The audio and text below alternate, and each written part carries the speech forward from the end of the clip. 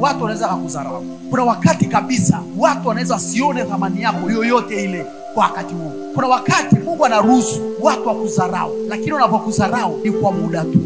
Kuna heshima katikati hizo dharau, Mungu anaitengeneza hapo. Kuna ushuhuda Mungu anakutengenezea. Pale ambapo watu wanakudharau kwa wakati huu, ndio hao watakuheshimu wakati unaokuja. Ni hatari sana kama watu waanze kukuheshimu alafu waishie kukudharau. Lakini Mungu anachokitaka yeye, watu waanze kukudharau alafu baadaye waishie kukuheshimu. Huo ni ushuhuda mkubwa ambao Mungu anautengeneza kwenye maisha yako. Kwa hiyo kwa wakati huu vumilia. Kwa sababu gani?